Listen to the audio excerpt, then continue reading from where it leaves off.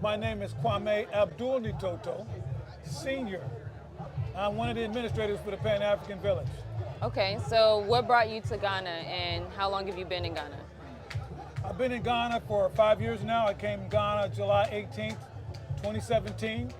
And what brought me to Ghana is I always wanted to come to Africa, even as a young child. And in 2016, I had a bad medical experience and I almost died. And when I was dying, I thought about all the things I hadn't done in my life, and one was come to Africa. So somehow, miraculously, I made it through that experience, and a friend of mine was coming to Ghana a little while later, and I decided I'd come with him, and that's how I got here to Ghana, 2017. It's on my bucket list. Come to Africa was on my bucket list. So you mentioned that you are one of the administrators of the Pan-African Asebu Village. Yes. So what exactly is the work that you do there? What I basically do is assist people with acquiring free plots of land given away by King Okateti Memphis VII, who was the king of the Asebu traditional area. And he's a paramount chief. And so in 2019, in the year of return, he decided that he would make it meaningful for diasporans who wanted to come to Africa, and decided he would give a free plot of land to any African who wanted to come home. And so he contacted Rabbi Cohen Halevi and let Rabbi Cohen know what his idea and his intentions were, and Rabbi commissioned me to assist him in the project. And so we've been working on it now 3 years. So for those who don't know, Asebu is in Central Region, Yes. also home of Cape Coast. And so I wanted to know, as a diasporan, what does repatriating to Cape Coast, this specific area, what does that mean to you? I love Cape Coast. I love the Central Region because I love the green. I lived in Accra my first year in Ghana, and I loved Accra until I came to Cape Coast. Then I fell in love with Cape Coast, and Accra wasn't attractive anymore because Accra was like a big city, and it had a really nice nightlife, and I could go have a good time there. But when I come down here, it's wide open spaces, it's cleaner air, it's just, to me, a little slower pace, but more importantly, it's less traffic. I didn't like the 2 hours a day in traffic in Accra. And so in Cape Coast, I can get around, I can be anywhere in 20 minutes. I love that. And so if you could give any message to the diasporans, what would it be? Come to Ghana. Come and get that land at Asebu Pan-African Village. And I'll tell you the history of this land because I think it's very significant.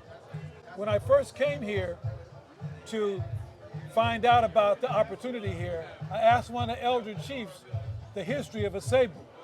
And he explained to me that Asebu, the name Asebu, comes from Asebu and Memphis I, who was actually the Egyptian soldier in Pharaoh's army who was assigned to go get Moses and bring the children of Israel back to Egypt.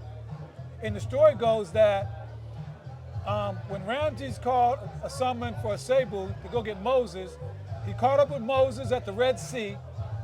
And the story goes that Moses went across the Red Sea, parted the water, letting my people go. You know the story, letting my people, he did the thing. He stood on the rock and did like that, right? And the Red Sea opened up and the Hebrews went across the water, right?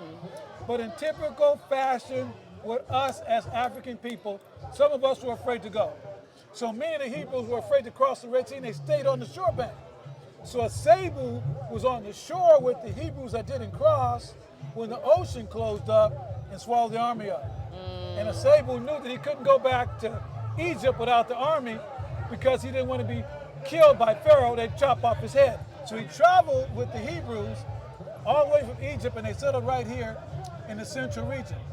And Asebu of Memphis became the first king of Asebu traditional area. And this is documented information. You can look this up on your smartphone. Look this up. Don't take my word for it. Look this up.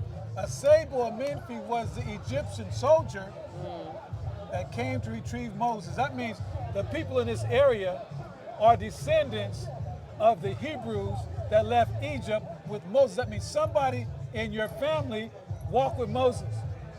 Wow. Somebody in your family walked, and to me that's incredible history. Yeah. That's something I think people should know about. And they came all the way here. There was no Ghana, Right. There was no Nigeria, it was just West Africa. And they settled here, and they formed the kingdom of Asebu. Asebu was a kingdom. And then when the Ashanti kingdom rose, they had the Mali Empire, the Ashanti, all these different kingdoms, but the Ashanti began to conquer all of West Africa. And the Ashanti took every area of West Africa except the central region, because the Asebu of Memphis was here, and they had some brothers, some warriors from the Kermanti Abanzi. This is documented history. The warriors in this area were so ferocious that the European slave traders stopped taking them. They didn't want to bring them anymore. And they met the Ashanti in Moccasin, and they stopped the Ashanti in Moccasin, and that's why they speak Fanti in the central region instead of the central region, because the Asebu of Memphis was here, and it stopped the Ashanti. It's the only area that the Ashanti didn't conquer was the central region. That's incredible history. Okay. So yeah, that's real talk. And so for me, it's incredible that this is the land that they gave us to return to. Yeah. As an African American person, knowing our ancestors left here from these shores, and our ancestors were the Hebrews. Right. Our ancestors were the ones that traveled here. Yeah. And they sent us away from here, and now fittingly, we're returning right here to the same place. So I think this is amazing how God works like that. So It is. I'm excited about it. That's good. And I also wanted the people to know, how many plots of land have you sold since you've been here? To date, the Asebu Pan-African Village has issued land to over 375 different people. Over 500 plots of land have been secured by people. We currently have about 35 people building right now on the ground here. 6 people actually moved and live in their homes right now. Today's event is an opening house for one of the original residents, Steve Coakley Jr., one of the first residents of Asebu Pan-African Village. Steve was one of the first people to get their land. Great example of what's possible. So come check this out. This is an incredible opportunity for anyone who wants to return to the motherland. This is an incredible opportunity. I highly recommend it. Well, thank you so much, Kwame. Thank you for letting me Thank interview you, Nakaira, for coming to Ghana Of course. and to being a part of this project and offering your assistance in many ways you do. We need more young people. Come hang out with us. I want to say one last thing before I go. That in the documentation for the Asebu Pan-African Village, we didn't come here to separate ourselves. So we mandated that 25% of this land has to go to local Ghanaians. This is not a project just for diasporans or African Americans or anything like that. That's not what this is. We're not going to come here and learn the culture and learn the history by ourselves. We need local Ghanaian people to come here and be among us. So anybody that wants to get land here, the only criteria is you must be African. Okay, this is for African people because it's a healing project for us to restore ourselves. And so right now we want to just make it for us. So unfortunately, it's not for anybody else but African people. If you need some land and you're not African, we can find some other land for you.